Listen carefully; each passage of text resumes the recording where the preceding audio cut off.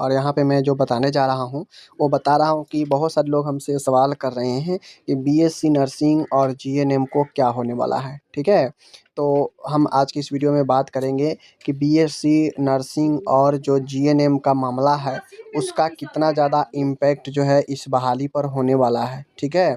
तो चलिए आज की इस वीडियो में हम बात करते हैं यहाँ पे। तो जैसा कि आप लोग देखेंगे यहाँ पे कि 700 जो 16 केस है वही जीएनएम बीएससी नर्सिंग का है। और आप लोग को पता होगा कि बीएनआरसी और आईएनसी का जो मामला था वो डिस्पोज हो चुका है, क्लियर हो चुका है। मात्र 2 दिन के हियरिंग में ही मामला क्लियर हो गया। लेकिन ये बीएससी नर्सिंग वाला और जीएनएम वाला जो मामला है इसमें जो है तो यहाँ पे जो भी चीज़ें हैं वो दिए गए हैं। अब यहाँ पे देख लीजिए कि मामला फाइनल डिस्पोज के लिए बहुत दिनों से लटका हुआ है और इसका आगे जो है 9 मार्च की सुनवाई दी गई है। अब पता नहीं 9 मार्च को भी होगा नहीं होगा, कोई ठीक नहीं है।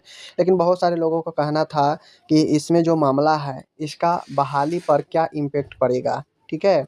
तो हम बता दें उन सारे कैंडिडेट को जो भी ये सोच रहे हैं कि इस जो केस है जीएनएम और बीएससी वाला, इसका जो है इम्पैक्ट बहाली पर पड़ेगा। तो देखिए इसका कोई इम्पैक्ट बहाली पर नहीं पड़ेगा।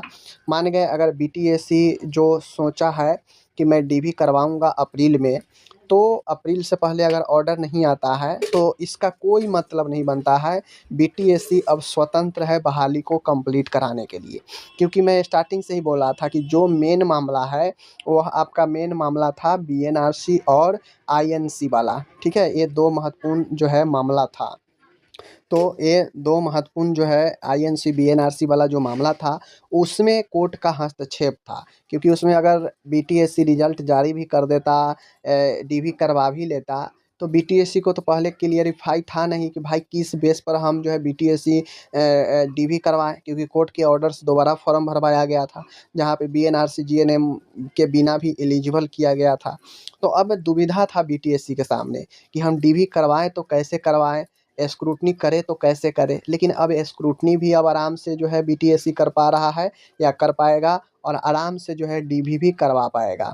अब ये जो जीएनएम और बीएससी का जो मामला है उतना ज़्यादा हाईलाइटेड नहीं है, उतना ज़्यादा मजबूत नहीं है, ठीक है। क्योंकि जब तक आप सीरियस होकर किसी भी चीज़ को नहीं हियरिंग करवाएंगे तब तक आपका पक्ष में फैसला नहीं आएगा और वो मजबूत भी नहीं हो पाएगा। क्योंकि आप लोग देखे होंगे बीएनआरसी जीएनएम वाला जो मामला, बीएनआरसी आईएनसी वाला जो मामला था उस पर बहुत ज़्यादा सीरियस होकर लोग सुनवाई किया और सीरियस होकर जो है लोग सुनवाई भी किया, उस पर जजमेंट भी आया। मात्र 1 से लेकर 2 दिन में रिजल्ट आ गया, ठीक है। लेकिन यहाँ पे जो है लोग उतना सीरियस नहीं है, तो इसका कोई मतलब जो है नहीं बनता है। इस पर कोर्ट का कोई रोक भी नहीं है, तो सीधा रोक भी नहीं है तो हमें कह भी नहीं सकते हैं कि हाँ ये मामला जो है इस पर जो है इफ़ेक्ट पड़ेगा बहाली पर, बिल्कुल नहीं पड़ेगा, ठीक है। तो कुल मिला के यही मामला जो बीएससी और जीएनएम वाला है इसका कोई इम्पैक्ट जो है बहाली पर नहीं पड़ेगा। हाँ वो चीज़ें अलग बात है, अगर मान गए बीएससी के अगेंस्ट में अगर फैसला आ जाता है तब जाके थोड़ा सा इफ़ेक्ट ही नहीं बहुत ज़्यादा इफ़ेक्ट पड़ेगा।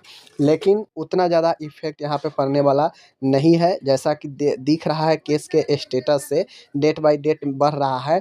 तो कुल मिला के इफ़ेक्ट नहीं पड़ने वाला है, जैसा कि यहाँ पे आपको देखने को मिल रहा है, ठीक है।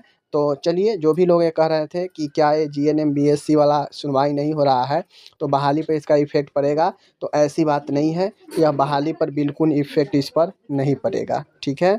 तो आप लोग निश्चिंत रहिए, कोई इफ़ेक्ट बहाली पर नहीं पड़ेगा। आप लोग टेंशन मत लीजिए, एकदम जो है ज़बरदस्त तरीके से ये बहाली पर कोई इफ़ेक्ट जो है पड़ने वाला नहीं है, ठीक है। बस अब बीटीएससी को इसको जल्दी से जल्दी करना है और बीटीएससी डीवी करवा कर, ठीक है ना, डीवी करवा कर और जैसे हो ज्वाइनिंग अब बीटीएससी को कराना चाहिए और जल्द से जल्द इस पर काम शुरू करना चाहिए, ठीक है।